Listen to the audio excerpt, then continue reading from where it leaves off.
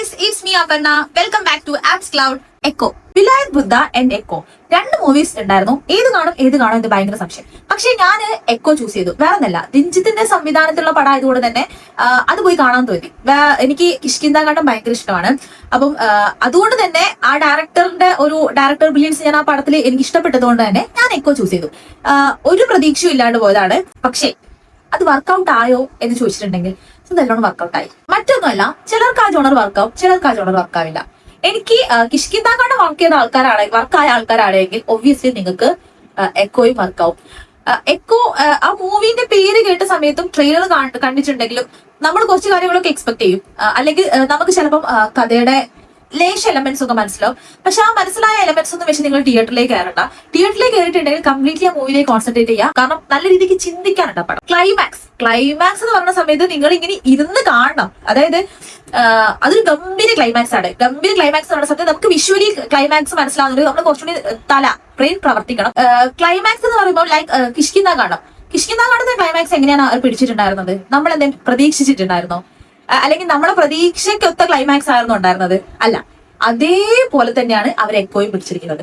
Same, അതായത് കഥ പറഞ്ഞിട്ടല്ല climax അവസാനിപ്പിക്കുന്നത്. ഒരു മ്യൂസിക് ആൻഡ് ഒരു വിഷ്വൽ. ആ വിഷ്വല് നമ്മൾ റീഡ് ചെയ്തെടുത്തോണം എന്താണ് അവർ ഉദ്ദേശിക്കുന്നത്. ആൻഡ് തിയേറ്റർ വാച്ച് ആണോ എന്ന് നെക്സ്റ്റ് ഒരു ക്വസ്റ്റ്യൻ വേണ്ട. കാരണം അത് മസ്റ്റ് തിയേറ്റർ വാച്ച് ആണ്. കാരണം നമ്മൾ ആ ഒരു അറ്റ്മോസ്ഫിയറിൽ നമ്മൾ ആ കഥയ്ക്ക് മാത്രം ഇരുന്ന് കാണുന്ന സമയത്ത് നമുക്ക് നല്ല രീതിക്ക് ആ പടം വർക്കാവും. ഒരു കാര്യം. രണ്ടാമത്തെ കാര്യം, ഇതൊന്നും ഈ ഫൈറ്റോ അല്ലെങ്കിൽ കോമിക് അങ്ങനത്തെ എലമെന്റ്സ് ഒന്നും ഇല്ലാണ്ട് പ്രേക്ഷകർ ഏറ്റെടുത്തിരിക്കുന്ന ഒരു മൂവിയാണ് കിഷ്കിന്താകാണ്ടം. പക്ഷെ അന്നും ഈ മൂവിക്ക് നല്ല രീതിക്ക് ഓപ്പോസിറ്റ് ആൾക്കാർ വന്നിട്ടുണ്ട്. ഇത് എന്ത് പടമാണ്, വർക്കായില്ല എന്ന് പറഞ്ഞിട്ട് വന്നിട്ടുണ്ടായിരുന്നു. അതേപോലെ അന്ന് നിങ്ങൾക്ക് വർക്കായിട്ടില്ല ആ മൂവി എങ്കിൽ ഈ മൂവി നിങ്ങൾക്ക് വർക്കാവില്ല. പിന്നെ നമുക്ക് അതിൽ അഭിനയിച്ചിരിക്കുന്ന ആൾക്കാർ, അതായത് കുറച്ച് ക്യാരക്ടേഴ്സ് ഉള്ളൂ. കുറച്ച് ക്യാരക്ടേഴ്സ് ആയതുകൊണ്ട് തന്നെ നമുക്ക് അവര് നല്ലോണം അഭിനയിച്ചാൽ മാത്രമേ ആ മൂവി നമുക്ക് കണക്ട് ആവുള്ളൂ. ആ കുറച്ച് ക്യാരക്ടേഴ്സ്, അതായത് വിരലിലുണ്ടാവുന്ന ക്യാരക്ടേഴ്സ് മാത്രമേ അതിലുള്ളൂ.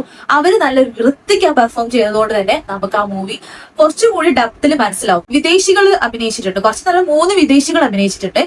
അവരെ അവർ സംസാരിക്കുന്ന സമയത്ത് നമുക്ക് കണക്ട് ആവണമെങ്കിൽ ഒന്നെങ്കിൽ അവരുടെ ലാംഗ്വേജ് നമുക്ക് അറിയില്ലെങ്കിൽ കണക്ട് ആവില്ല. അല്ലെങ്കിൽ അവർ നമ്മുടെ ലാംഗ്വേജ് പറഞ്ഞിട്ട് അതിലെന്തെങ്കിലും മിസ്റ്റേക്ക് ഉണ്ടെങ്കിലും നമുക്കൊരു അതൃപ്തി വരും. ലൈക്ക് ബറോസ് മൂവി നമ്മൾ കൂടുതൽ ഹേറ്റ് ചെയ്തത്, അതില് കുറെ ഹെയ്റ്റ് ചെയ്യാനുള്ള കാരണങ്ങൾ ഉണ്ടായിരുന്നു.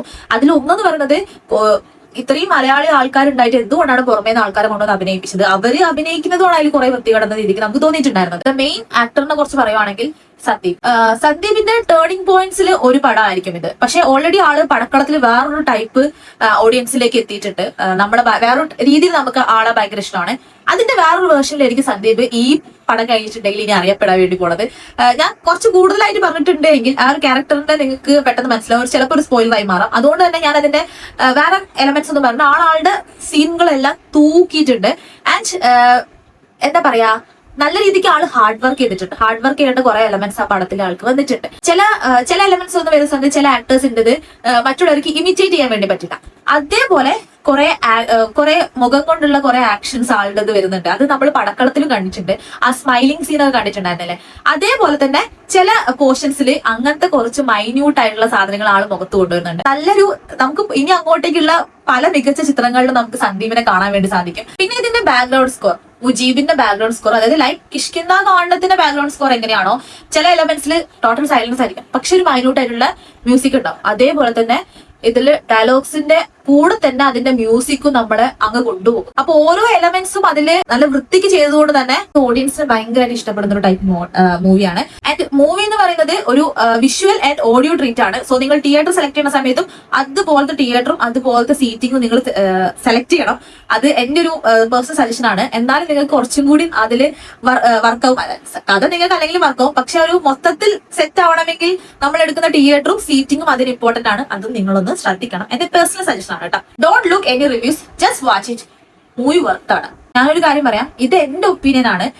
ഞാൻ പടം കണ്ടു വന്നിട്ട് ഞാൻ പറഞ്ഞിരിക്കുന്നത് എന്റെ ഒപ്പീനിയൻ. ഞാൻ നേരത്തെ പറഞ്ഞു എനിക്ക് ഈ ജോണർ വർക്കാവുന്ന ജോണറാണ്. അതുകൊണ്ടാണ് ഞാൻ നിങ്ങൾക്ക് ഒരു പടം എക്സാമ്പിൾ ആയി തന്നിരിക്കുന്നത്.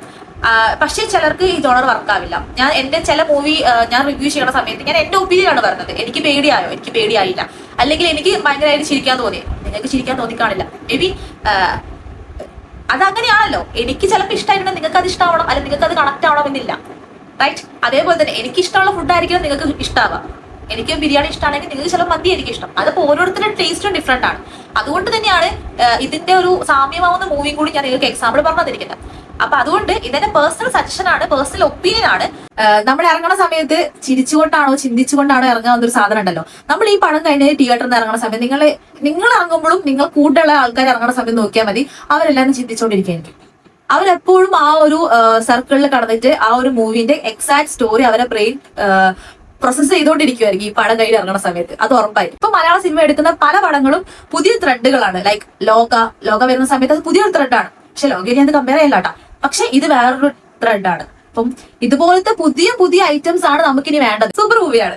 എനിക്ക് എന്തായാലും പടം വർക്കായി. നിങ്ങൾക്ക് വർക്കായോ എന്ന് ഒന്നെങ്കിൽ കമന്റ് ചെയ്യുക, അല്ലെങ്കിൽ എനിക്ക് ഇൻസ്റ്റയിൽ DM ചെയ്യാം. So see you in next video. By.